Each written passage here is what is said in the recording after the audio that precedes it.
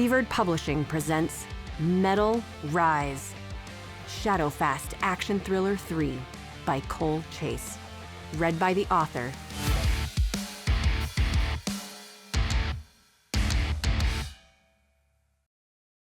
Chapter 28. Time Indeterminate. The security guard in the wine cellar is smart to block the exit, but his plan has a major flaw. His captives aren't bound any longer. The Indian guy tiptoes to the forward end of his aisle, pops his head around the end of the rack, and hurls a wine bottle at Bo. Nightboy, advancing on his own route, doesn't see it, but he hears it smash on the wall. The distraction is enough that he makes it to the end of the aisle he started from. He peeks around it. His wide pupils gulp in the entire scene at a glance. He sees Ike whimpering on the ground, trying to fasten his leather belt high on one leg. His bloody hand keeps slipping from it. The equipment that was on the belt, handcuffs, pepper spray, zip ties, a utility pouch, lies scattered in a puddle of wine and blood. At the far end of the aisle, Bo guards the door, his uniform soaked. His flashlight is on the floor so he can hold his AK in two hands at low ready. Glass shards and dust have scattered over the legs of his uniform, reflecting the light so that, from the waist down, he is Disco Glitter Guard. "God damn it," Bo growls, reacting to something he sees to Nightboy's left.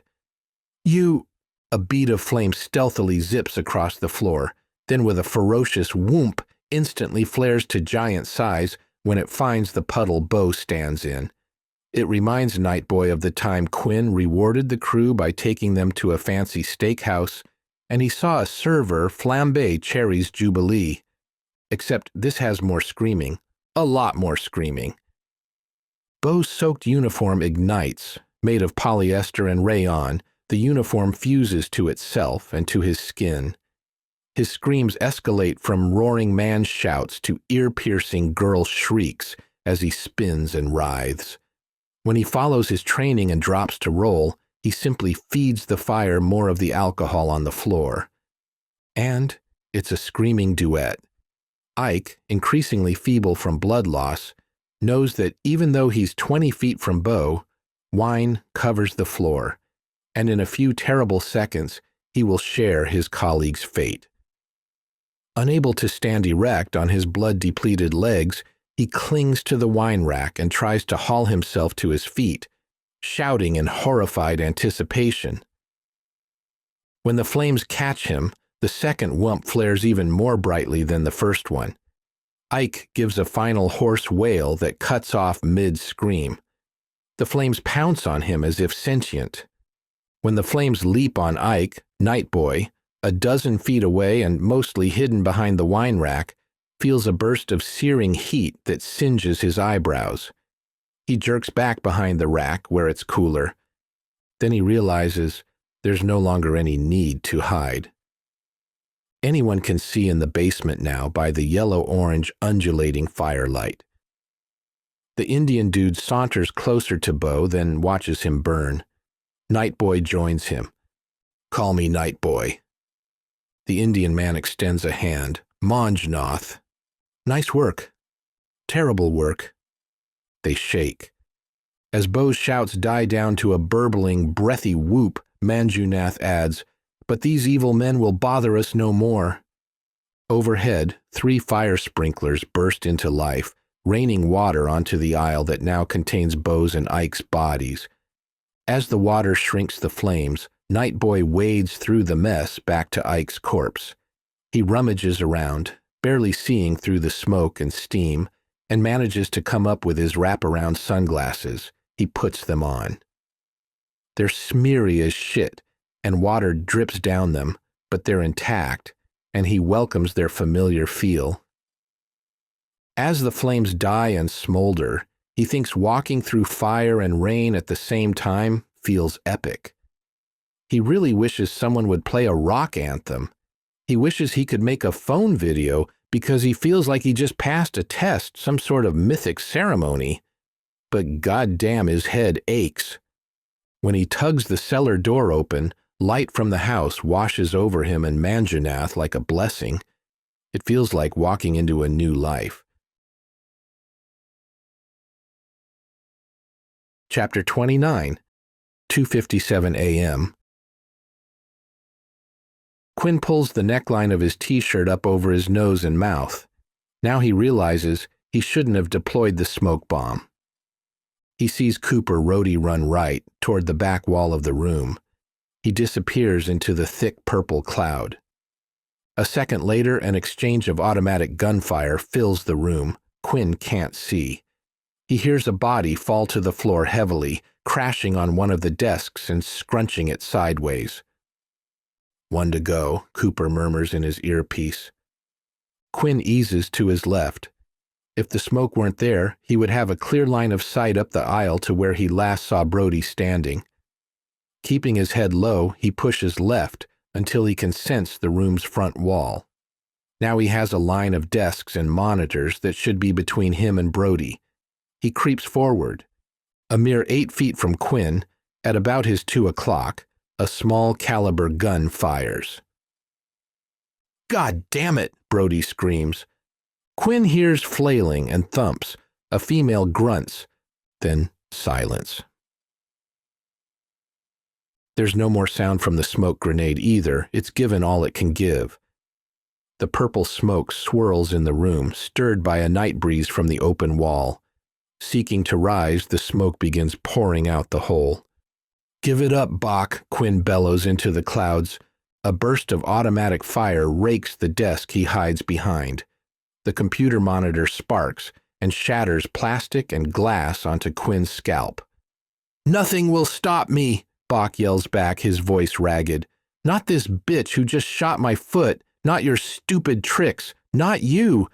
In 1 minute I will transmit the command that makes me richer and smarter than anyone in North America." "You're caught. You're known. You can't hide any longer." "Who knows besides you, Quinn Richards? You, your crew, you're nobodies. You will not leave here." Quinn squints, peers, stares, trying to find Brody in the swirling smoke. A triple burst sounds from an AK in the back of the room. "Guards down," Cooper shouts. More gunfire sounds from the hole in the wall. "Flanking attack," Quinn says into his comms. "Assist Manny." "Moving," Cooper yells. During all of this, Quinn never stops looking for Brody, and then the purple smoke thins in one spot, and Quinn can just make him out.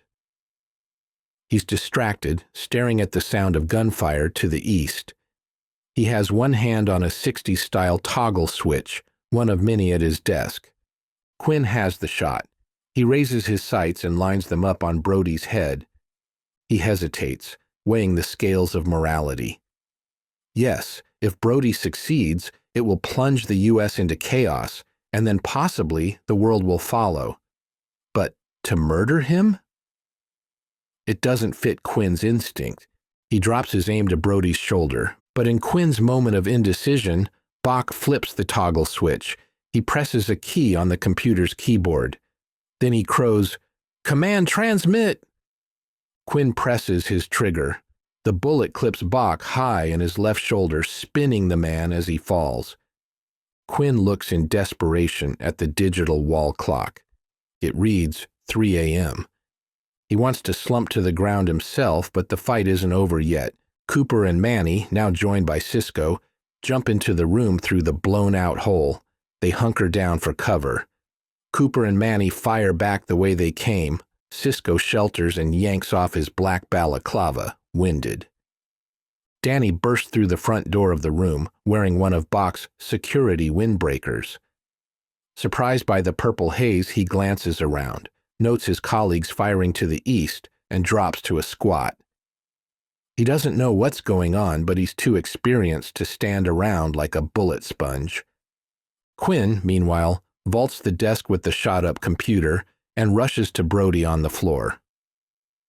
Rory lies on the carpet nearby, half underneath the next row of desks.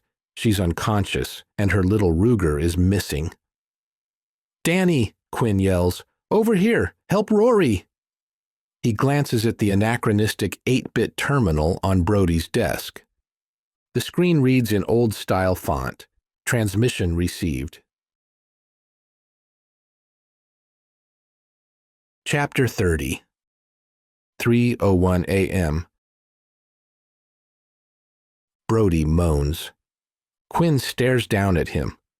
Bach lies on his back, his head lolling from side to side in misery. Quinn extracts a zip-tie cuff from his back pocket. Before he can secure Brody's hands, bullets spatter the desks and computers near him, startling him. He squats behind a desk. Peering over a computer, he sees movement outside the hole in the wall. Bach's staff run back and forth, trying to organize an attack. Shadowfast fires back. But all the ammo they have is whatever they carried with them. Brody gets his attention by threatening, "You bought yourself endless trouble, asshole." Quinn gives a sarcastic ha. "You're the one who's shot and going to prison." Smug pride takes over Brody's expression. "But I pressed the button in time. I'm set for life." "You think?" Danny hurries up to Quinn's side, clutching a weapon he lifted from one of the guards. He kneels on the floor next to Rory and lifts her wrist, checking her pulse. He looks at Quinn and nods. She's going to be okay. Even wounded on the floor, Brody turns condescending. "Here's what's going to happen. You turn me over to authorities, sure. Awesome job. Then my lawyers take over. They delay the prosecution for years. When prosecution begins, we file endless motions, taking more years. If they decide anything, we appeal. While that's happening, I'm a free man. I'll sue you for trespassing, vandalism, cyber-stalking, destruction of property, persecution, hate crimes, whatever we can imagine. But that's just the legal side." He grits his jaw. "I will kill you," he growls, "and until I do, I will never stop coming for you." Unimpressed, Quinn muses, as if deciding between French fries or curly fries. "Never? But not on my birthday, right?" He looks to Danny. "Shouldn't we get birthdays and Christmas off?" "Yes, and Arbor Day." "Arbor Day? That's kind of a lesser holiday." "I really like trees." "Okay." Quinn looks back to an incredulous Bach. "We accept that you'll never stop coming for us. However, we demand birthdays, Christmas, and, was it Groundhog Day?" "Arbor Day? My bad. Arbor Day is days off. That's fucking generous because we're letting you come after us on Valentine's Day." Bach spits out his words so hard blood flies from his teeth. "You think you're funny? Because I promise you my lawyers will get me off. By then, Russia and China will take over the U.S. and make me a hero." Quinn and Danny laugh. Bach's eyes dart from one to the other. He tries to raise to his left elbow and then winces and falls back. In the background, Quinn hears another exchange of fire. None of it makes it close to him and Danny. But something else from outside. A sound like rolling thunder grows. A harsh light stabs down through the gaping hole in the wall. Everyone pauses what they're doing to see. The thunder grows, then resolves into the sound of multiple heavy helicopters. Quinn thinks, time to wrap it up.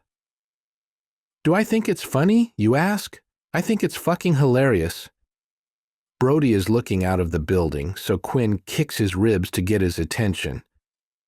"We took over your network," Brody sneers. "So?" Quinn kicks him again. "How do you think we played music in here? How do you think we triggered intruder alarms all over when nobody was there? We pound you, Mr. Tech Billionaire. Bunch of no-count thieves from the street." "I want first aid," Brody starts to say. Quinn talks right over him. "And the first thing we did is set the network time 10 minutes slow." He gestures at the digital clock on the wall, which reads 3:05. "It's actually 3:15 a.m. You pressed the button 10 minutes late." He grins down as Brody's anger turns to doubt. "So here's the result of your big plan and why we mock you." You sent a bunch of old satellites drifting around too late to hurt anything, and in a minute they'll all burn in re-entry. You lie, Brody says. But his eyes tell Quinn he knows it's not a lie. You had one chance. Quinn bends over and pats him none too gently on the cheek. And you shit the bed. He lets that sink into Brody's ego. As for your version, with the lawyers, escaping consequences, all that, he shrugs. I think you'll be hiding from the Russians and Chinese who paid you and then got from you absolutely nothing. Zero, says Danny. Zip, Quinn adds. Danny smiles. Nada. Bupkiss. Zilch. Nil. Diddly squat. Quinn is impressed. Good one. Goose egg? Bach cries out in anger, a snarl that builds to a roar. His right hand darts under his upper thigh and comes out with Rory's Ruger. From 2 feet away, Quinn shoots Brody in the head. Faster than a double tap, Danny's headshot echoes Quinn's, same instinct. Above the shocked look on Bach's frozen face, his forehead is gone. Quinn looks at Danny. Good man, Danny says. Quinn is still. After a moment, he sighs. There are no good men. He holsters his gun. We just saved many, many lives, Danny insists. Quinn ponders. Good men with dirty hands. Then he turns to check on Rory.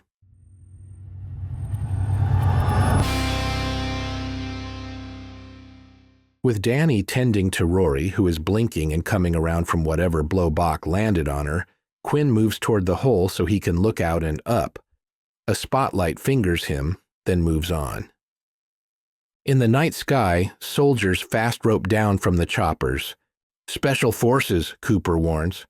They don't fuck around, Manny adds. Everyone, Quinn says, resigned. On your knees, hands in the air. Don't give them any excuse to shoot. Let's live to fight another day. One by one, they comply. Manny, like a sequoia chop down, awkwardly bends his stiff legs until he can kneel. He drops his M4 on the floor and raises his hands. Cooper looks disgusted, like he can't believe their luck. But he's good at self-preservation, so he unslings both his ARs, lays them on the ground, and kneels. He interlaces his fingers behind his head. Danny kneels and raises his hands, his expression inscrutable. Cisco, unarmed, drops to his knees and shows his hands in the air. Quinn's eyes burn, but he tells himself it's just the stupid purple smoke. He takes one knee, then the other. He holds his hands up. His cig dangles upside down by the trigger guard from one finger. Now we wait, he thinks, like the submissive losers we are. We ended the threat, but now the man double-crosses us, and off to jail we go. From outside, he hears boots running heavily, and male voices shouting orders. He expects the soldiers to come through the wall. Instead, the front door swings quietly open. Silhouetting Night Boy. He scans the room, slowly turning his head from one side to the other, seeing Shadowfast kneeling passively with hands lifted, staring back at him. I mean, he says, it's weird that you want to worship me. He smiles. But, okay. Chapter 31. Night Boy, Cooper exclaims. You made it. Me and this other rando, Night Boy says, stepping into the room. When his body moves aside, he reveals Manjunath. You need not kneel, the Indian scientist smiles. These forces are here to save us. Before everyone can react at seeing him alive, when his body moves aside, he reveals a soldier entering. It's a slender black woman in battle fatigues and aviator glasses. Her helmet carries night vision goggles flipped above her eyes. Quinn doesn't recognize the woman in soldier dress until she speaks. Then, with dull surprise, he recognizes Mitnick's voice. Mitnick says, Actually, stay kneeling until we find Bach. It will help these soldiers sort the sheep from the goats. Bach is here, Danny says. Mitnick pokes her head outside and waves someone over.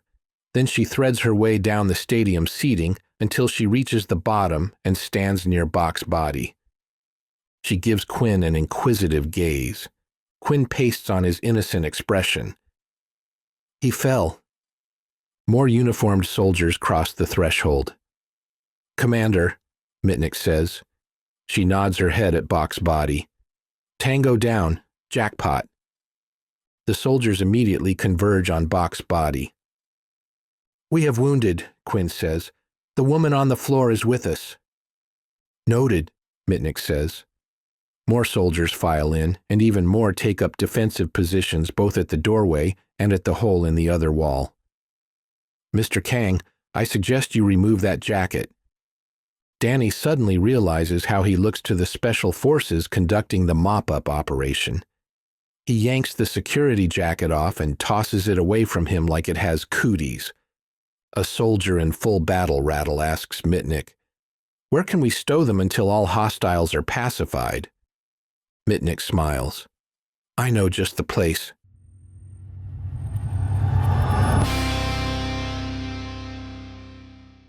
When the battle adrenaline ebbs from Quinn an hour later, he struggles to keep his eyes open. It takes extra effort to stay awake because he's comfortable for the first time since he left the Trackhawk, may it rest in peace, 9 hours ago. He rests in the guest lounge of one of Bach's large yachts, in an overstuffed chair, surrounded by teak paneling. The soldiers escorted everyone there with the strong implication that they should stay put.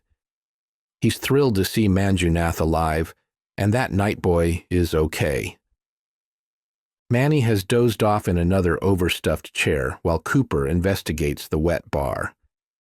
Rory holds an ice pack to her head as Cisco swigs from a Modelo Negra he found in a mini-fridge. Danny sits quietly on a sofa next to Rory. His eyes are closed, but he looks more like he's meditating than sleeping. Cooper turns to Quinn. Boss, he says, got something for you. Quinn looks at him quizzically. We got this rule, Cooper reminds him. When we're on a job together, anyone gets anything, we all split it. Well, I got these. He fishes around in a utility bag and his hand comes out with 2 miniature cars resting on his palm. Quinn studies them. A red Mustang and a green Camaro? These are worth something? Cooper nods. Collectible Hot Wheels, together maybe $65,000. Quinn's eyes widen. Whoa! You think Monica can move them? We won't get retail, but we'll get cash untraceable to us. Then here you go. Cooper thrusts the little cars into Quinn's hands. For the team. Quinn eyes the dump bag. What else did you find? Nothing. Just an old baseball. But to Quinn, the bag moves like it still has items in it. He can see the top of an AR magazine, which is fine, but he also knows Cooper. He opens his mouth to inquire further. A door slides open, and Mitnick enters. You're cleared with the armed forces. You are free to leave when you feel up to it. She looks happier than Quinn has ever seen her. Not so fast, he says. If you had special forces ready to go, why the hell did you put our lives at risk? Mitnick's gaze holds no shame or reluctance. We had to wait for Bach to attempt an actual crime. We can't drop soldiers onto someone because we think they're bad. They have to perform a criminal act for law enforcement to act. Once you put us onto him, we could monitor his control center. We recorded him transmitting to foreign satellites.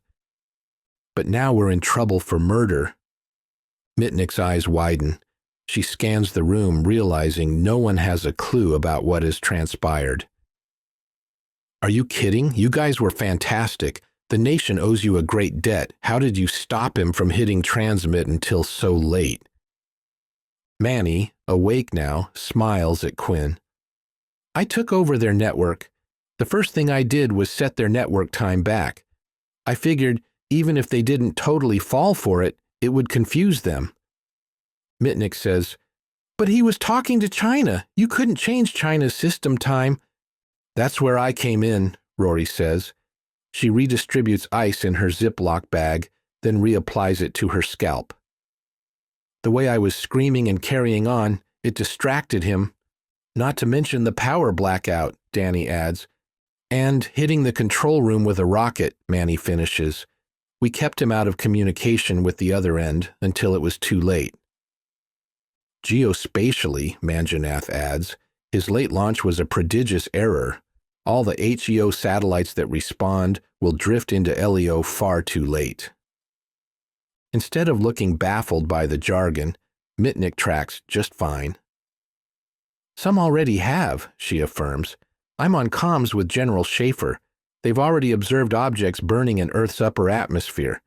Not only did the zombie satellites miss the GPS system, in another couple of hours, they'll no longer exist." "Explaining as to children," Manjanath smiles, winking at Mitnick. "No one can try this again."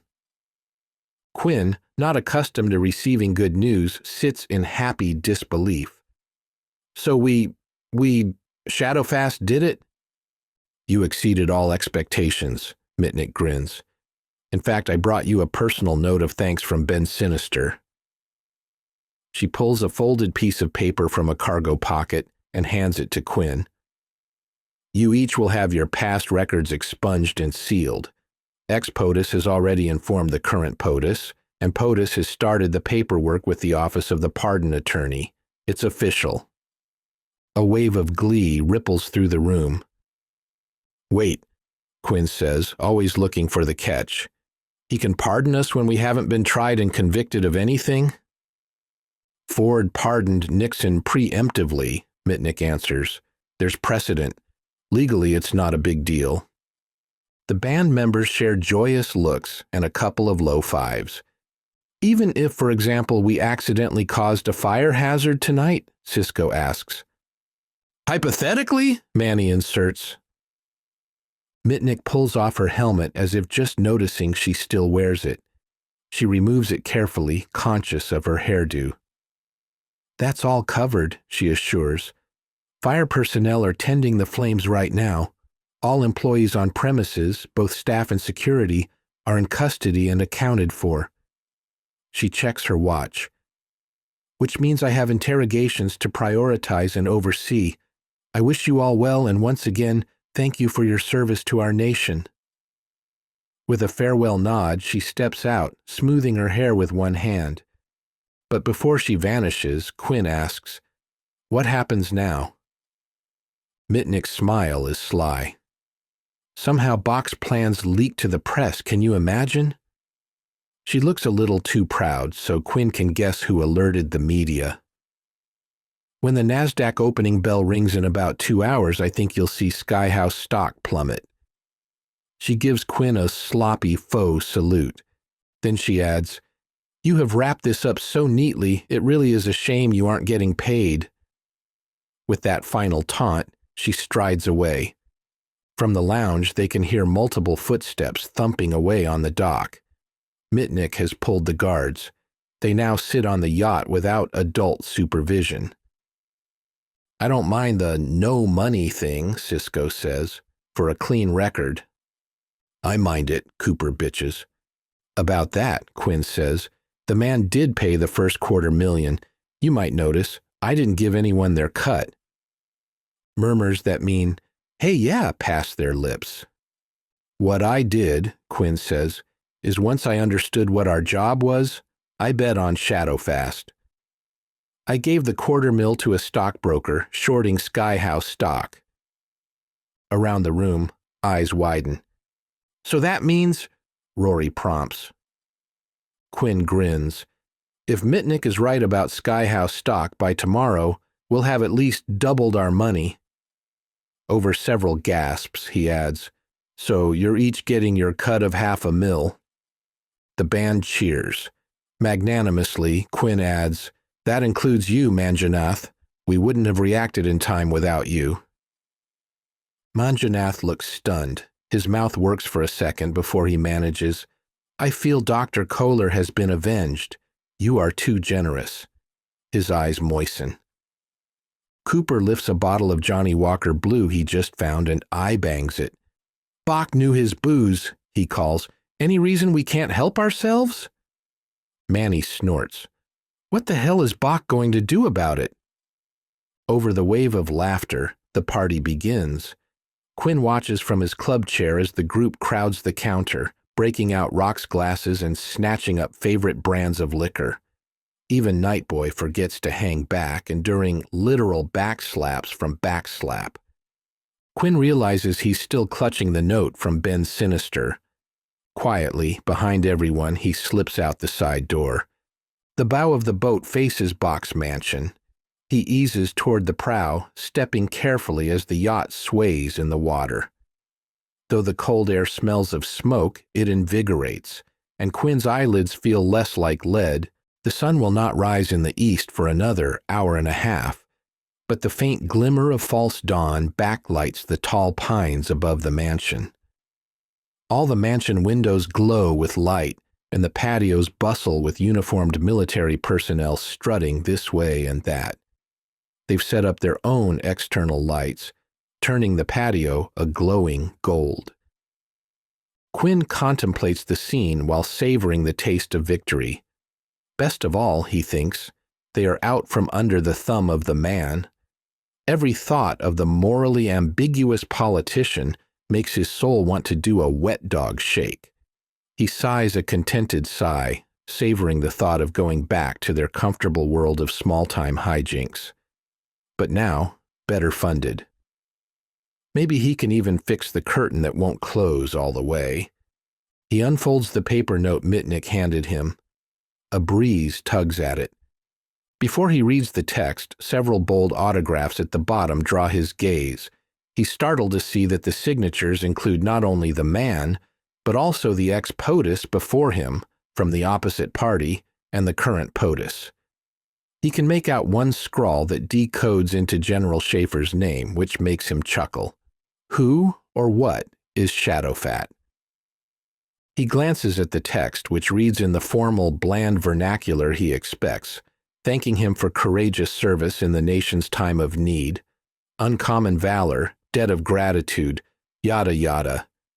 Thank God Shadowfast succeeded. Now he can be free of all this government bullshit, and especially, he thinks, of the slimy man. But then he sees a handwritten note at the very bottom of the page in the same writing as the man's careful signature. The words make him read it twice. 1 billionaire down, 2 to go.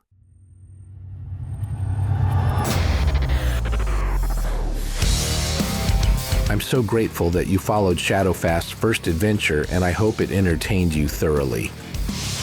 Shadowfast returns in a second Thrillogy, which begins with the book Cold Hit.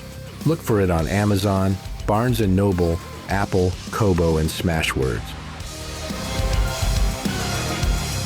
Keep the fun going by subscribing to my newsletter to receive free content and the opportunity to read future Shadowfast adventures ahead of the general public.